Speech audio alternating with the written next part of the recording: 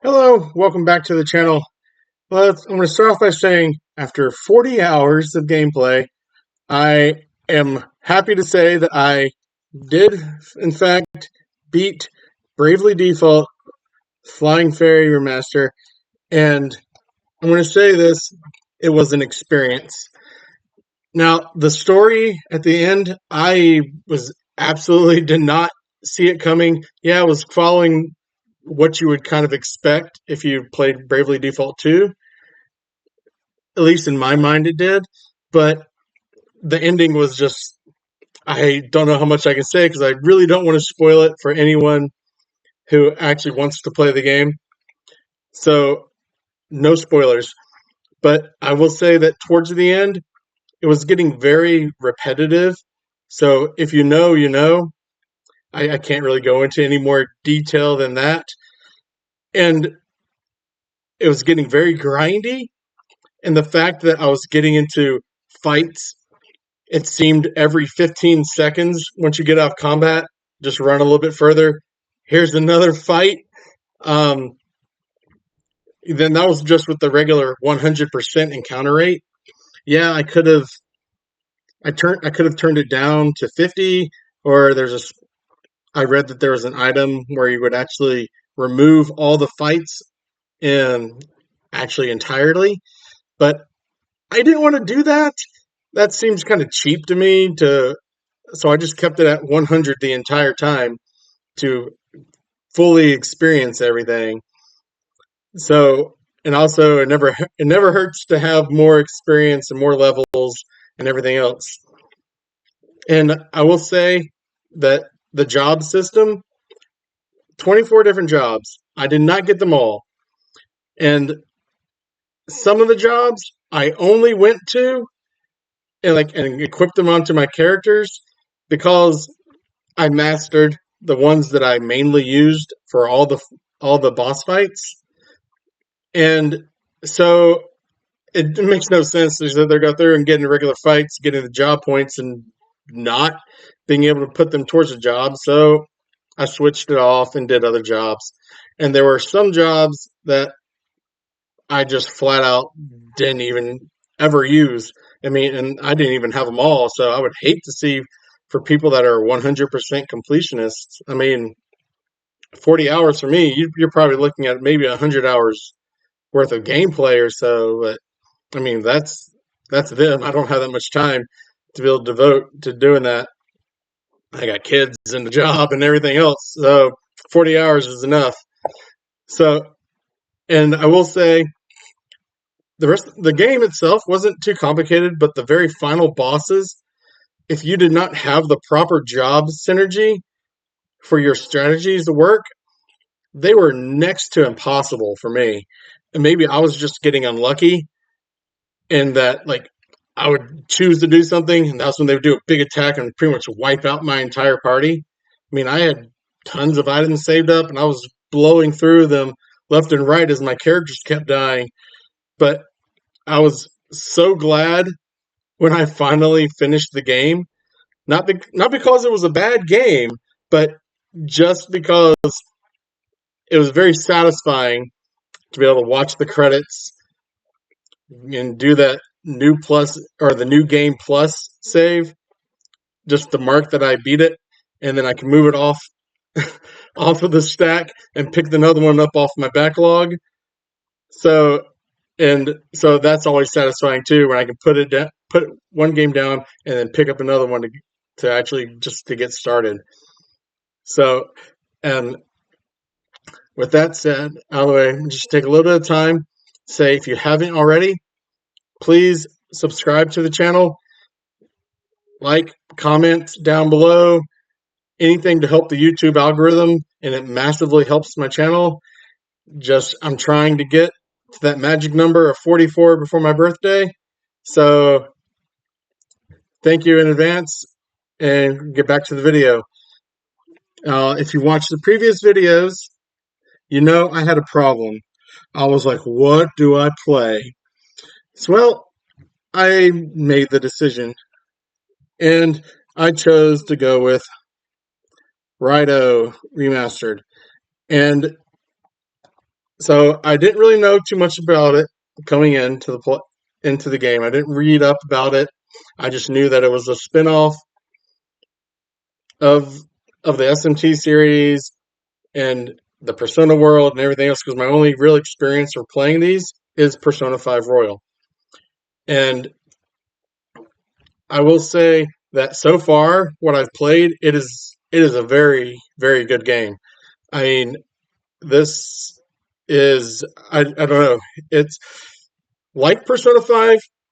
At the very beginning, it was throwing so many terms and everything at me. I felt a little bit overwhelmed, but once I started doing it, doing all the fights and everything, it kind of becomes not quite second nature because I still make mistakes, but because there's a lot of stuff to do for when in the combat. It isn't just you're pushing one button repeatedly over and over again. You're actually having to swap up between pushing between light and strong attacks, doing your guns, changing targets, controlling your demons. So you will not get bored during the combat like some action RPGs. But and I will say that in the case, I did not pre-order this, but it actually included the pre-order bonus was still inside the case. So I don't know if it was something that they just did because they felt like it, or they didn't get enough pre-orders, or maybe it was a mistake in my favor. But I don't know. That was kind of cool.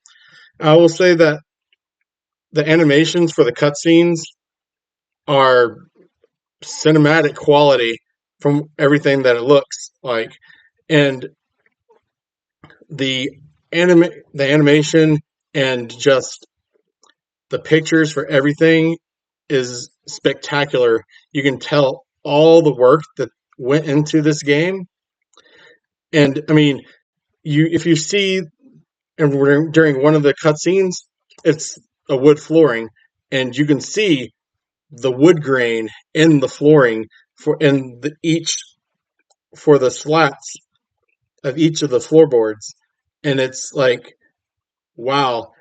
Just in looking at the architecture of the buildings for individual stones, for like in the cobblestone streets, it's I mean I don't know. I'm not going to say that it's the best game I've ever seen because I don't know. That's a lot to compare it to, but it is up there for like just how beautiful the game works. I mean, it's fantastic. I mean, from what I can tell, and the only negative that I've had or experienced so far is just that the camera sometimes when you're running around and you go try to go around a corner, the camera will just move automatically. And when it does that, it disorients you for a second. So I'm just like, okay. So then you have to take your foot off or your finger off the controller to reorient yourself to where you're facing, and then you can start moving in the direction that you want to go. And um, I know that the Fantasian Neo Dimensions had the same issue with it, and so that's the only only negative that I've experienced so far. And the mini map is great as you explore and discover it. It starts off just black, and then as you go into like the next area, it highlights it or like colorizes it. So, and if there's people to talk to, it'll put them there on the mini map. If there's like a little item or a spot of interest, it shows it on the mini map and everything. And that in itself is really cool to help you to kind of never get lost. And it shows you like if there's people there for side quests or your main objective. So as you can go off and explore the entire area, at least that's what I do, just to try to catch any items that might be laying around or points of interest, and then go off and then start trying to continue the rest of the story or doing all the different side quests as they come up. And and the leveling system is actually it's really interesting. It's not like the Persona 5 because once you make it to the next level, it kind of levels you up a little bit because I will notice that your my hit points is constantly going up, even though I'm not putting the extra point that you get when you level.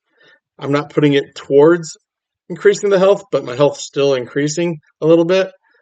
So, but you can change it by getting that one extra point to add to your strength, your magic, your vitality, which is that's your hit points, and physical defense, or your luck, which uh, each of the skills does different things. I'm not going to go into depth over what each of them does. Um, that's just something you'd have to figure out for yourself if you actually choose to get this game, and I highly recommend that you do, even though it is a game key card on the Nintendo Switch 2. If you want a proper physical release, everything on the cartridge, you can pick it up on the Nintendo Switch 1. So there's that for the people that are physical and just completely adverse to the game key cards. So, and I will say that the demons that you're getting, they're not just for use in combat, which is kind of unique in the fact that you have two demons with you pretty much at all times, and they will do attacks on their own unless you tell them not to. And you can change up which ones that you have to coincide with the weaknesses of what you're fighting to help you out for getting them like and stunning them and everything else. And so that's kind of cool. And I've noticed that a lot of the demons that I found so far are pretty much the same as from Persona. So it's cool to be able to see them all again. I mean, I'm not. I think I'm in chapter 3 of I don't know how many there are. I haven't looked it up. Um, I probably will once I get a little bit further into the game just to kind of see how close to the finishing line I am. But and I will also say that you have the travel, not just running. If you when you're going to different areas in the city, you actually have to take a little streetcar. So it charges you like a little. I mean, it's a pittance for what it charges you. You make more money than that in like one or two fights, so you don't have to really worry about that. But and then the fact that you're kind of doing, and you're still an investigator, so you have a demon that will help you to read people's minds. So when you're talking, you can try to figure out some other secondary useful information, or you can have areas that need to be inspected. So you have your demons that will do an inspection or to move an object. Or so that's what I meant when I say that they're useful. They're not just for in combat. They're actually not out of combat to actually use your demons, which is unique to me. I didn't. I mean, I never played the original, so I don't know if they had that aspect in it. But that in itself is something which makes it rather than just okay, you run here, talk to the person, on to the next thing. There's other things you're actually having to do as far as exploring and to help you to find other items and other bits of information to be able to progress the story. And so that in itself is I don't know, it's completely unique to me. I have never experienced that in a game. And so I mean that's something that you could look forward to being able to play because I know it's gotten really good reviews and I can see why. I mean, I can see why. I mean, if the original game was half as good as this, I can see why they chose to remaster it and to bring it to for a new modern audience and on modern consoles with the better graphics and quality of life features and everything that people have come to expect. Now, I will say this: I've noticed this about the Nintendo Switch too. Is on the sides of their cartridges, trying to pull this up, how it's you can actually read the name, and there's actually coloration, and they've put in some care kind of into the packaging for the Nintendo Switch 2 games. And what I mean is that you're going to have this on your collection, and you're not just going to have a sea of red, which I if you have a Nintendo Switch collection is what you're that's what I see all the time is just look there and just see the red with the white letterings. But this is actually, I mean, that's something I've noticed, and I do like about the Nintendo Switch 2 games. So yes, very good game. Highly recommend it. I don't know what else to say about it. But anyways, thanks for watching. I'll see you all next time.